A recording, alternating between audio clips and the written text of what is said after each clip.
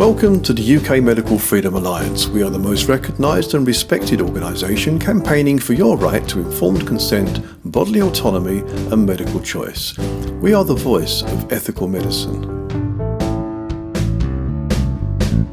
Hello everyone, thanks for having me on. So I've prepared a report on the NHS and the multiple stories documenting its descent into gender confusion, bordering on madness, and exemplified by this headline, which nearly made me choke on my breakfast this morning. No, the one before that, that's the one. King's College Hospital, who are a key player in a story I'm going to cover later, actually train staff on how to identify what their pronouns are. A health service that doesn't understand basic human biology is very concerning. And this obsession with pronouns and gender ideology is not limited to staff. And the Daily Skeptic reported in January on Epic, which is a £450 million patient record system introduced into about 10 NHS trusts. Now, Epic's default setting forces midwives to record the pronouns, sex assigned at birth, gender identity and sexual orientation of any newborn baby registered on the system, but there's no option to record their biological sex. And disturbingly, it also requires midwives to record the organs present at birth, organs surgically enhanced or constructed, and organs hormonally enhanced. Strange. So who's behind Epic? Well, Epic Systems was founded in 1979 by a computer programmer called Judy Faulkner in a Wisconsin basement. And Faulkner, the CEO, is now worth nearly $8 billion. And there's her Forbes page. And their revenue comes from software licensing and maintenance fees from large healthcare providers. And major implementations like the NHS cost over $650 million. And there will be annual maintenance fees in the millions. And according to research firm Sacra, Epic has a 33% market share of US hospital beds in the electronic health records market. And they hold patient records for an astonishing 325 million people, generating $5.7 billion in 2024 alone. So moving back to the NHS, gender ideology reared its ugly head again at the end of November with the announcement of an NHS-backed experimental trial of puberty blockers on more than 200 children aged between 10 and 15. The Pathways trial is funded by a partnership called NHS between NHS England and the National Institute for Health and Care Research called the National Research Collaboration Programme, at an estimated cost of nearly £11 million. This Pathways trial is being held at King's College, London. We mentioned them earlier to, quotes, explore how puberty-suppressing hormones impact the physical, social and emotional well-being of young people with gender incongruence. They admit that the benefits and risks of this treatment are not yet known. Yet they appear happy to use vulnerable, gender-confused children as guinea pigs in a dystopian experiment, risking their fertility, sexual function, physical, mental, and cognitive health in complete violation of the central tenet of medicine to first do no harm. And every child in the trial will get puberty blockers. So the treatment group, we've got a slide on this, gets puberty blockers for 2 years, while the control group is given the drugs after a 1-year delay, making a mockery of the claim to be a randomized control trial, as the control group for the long-term safety data is lost after a year. Then researchers admit that some participants may remain on the drugs beyond the trial if deemed clinically appropriate. Disturbingly, those aged 12 years or over will be questioned about their sexual experience and activities, and advised to use effective contraception during the trial. But despite this, the Pathways website boasts that their trial has been checked by the MHRA and has ethics committee approval. And the Department of Health and Social Care claim there are robust safeguards in place to protect young people's well-being. Well, I'm not so sure about that because last week it was revealed that children on the Pathways trial will be incentivized with up to £500 worth of Love to Shop vouchers for completing psychometric tests and scans. And these participants will receive £30 vouchers for each of the 15 cognitive assessments completed and £15 for each of the 3 MRI scans. This has caused widespread outrage, including from the Shadow Equalities Minister, Claire Coutinho, who said these children are in a vulnerable position.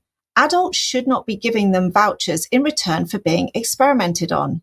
No kidding. Now, you'll remember the 2024 CAS review, which found very poor evidence for either the safety or efficacy of puberty blockers, but found serious short and long-term side effect evidence. And there's also no evidence that transitioning will reduce suicide risk, which is often cited as a reason to use these powerful sterilizing drugs.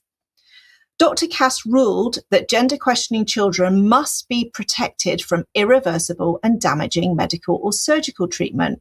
And following the publication of her report, Wes Streeting banned puberty blockers indefinitely for under 18s due to the, quotes, unacceptable safety risks.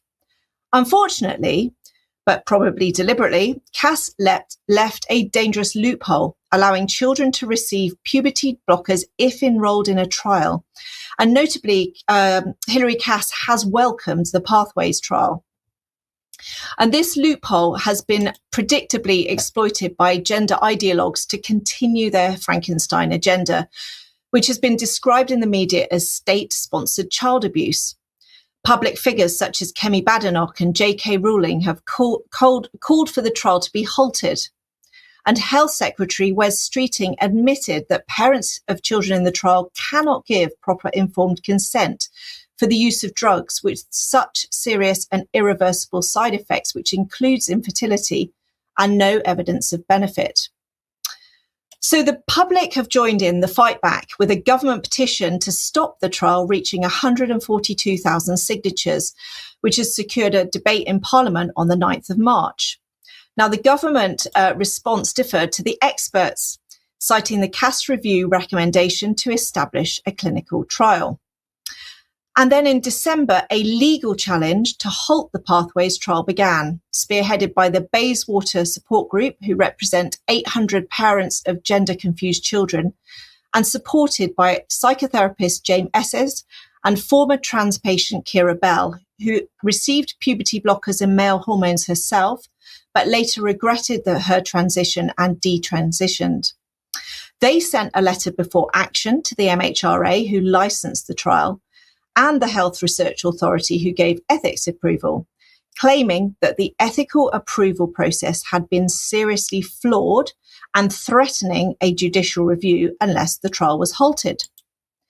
Then at the beginning of February, so just a couple of weeks ago, the Bayswater Group launched their judicial review against the Health Research Authority and the Department of Health and Social Care, applying to the High Court to challenge the decision to start the trial and asking for recruitment to be paused during the legal proceedings. Now, a King's College spokesman said, "We strongly refute the claim that this carefully designed study is scientifically unsound or that it bypassed the ethics process. However, it looks like this legal case is already bearing fruit." So firstly, in Northern Ireland last week, Health Minister Mike Nesbitt very unexpectedly suspended participation in the Pathways trial, only days after Northern Ireland had confirmed their inclusion.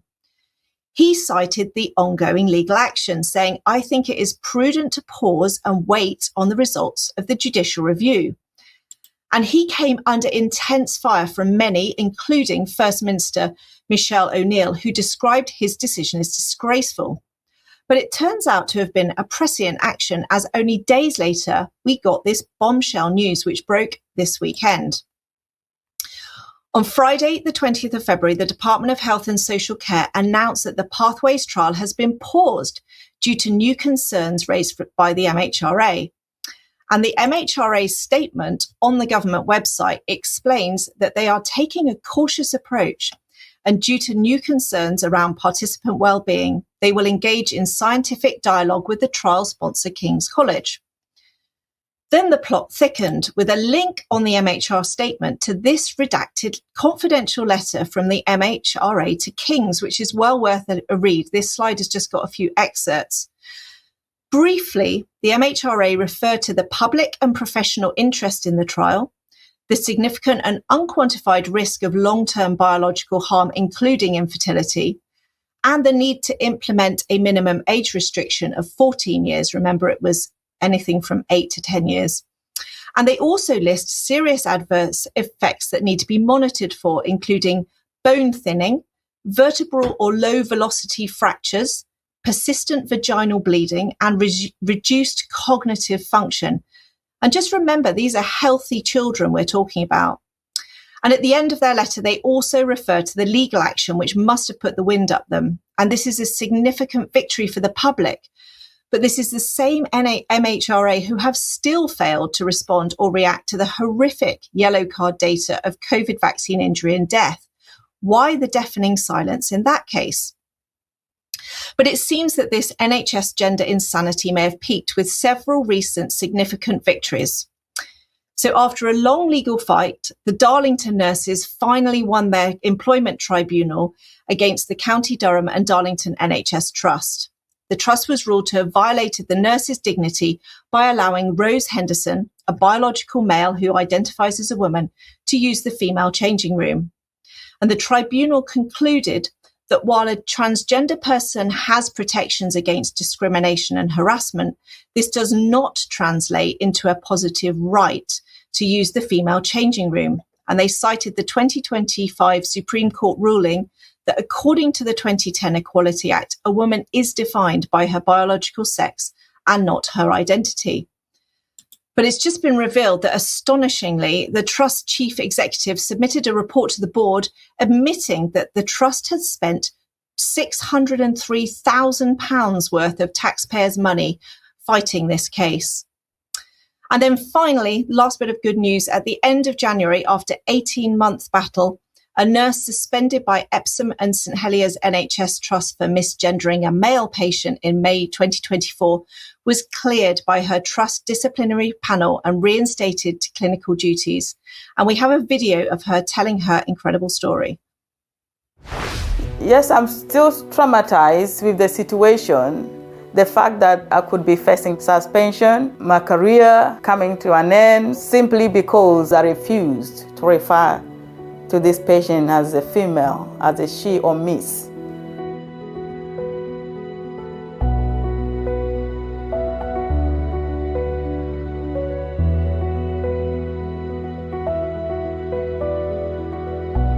Yes, on the medical record, this was a male patient under urology. On the bedside, it was just written his name, not miss or anything. So on the first glance, when I looked at him, I was like, wow. He was a very big man, very huge, about 6 foot tall. He literally stood up and began to throw racial slurs at me and said, "Do not call me mister. I'm a miss. I'm a woman." When I came back the following shift, I was told you can't work anywhere else. From now on, you can't do bank shifts. You're restricted from doing anything from HR point of view because you have deliberately misgendered a patient. I was in shock. And finally, Mele is not leaving the matter there. She's going to take the trust to an employment tribunal in April on the grounds of discrimination due to her Christian and gender critical beliefs. So, supported by Christian Concern, she is suing the trust for harassment, discrimination and breaches of her human rights. And you can go to the Christian Concern website for updates and a link to donate to her legal case. But this shows the power of people fighting back.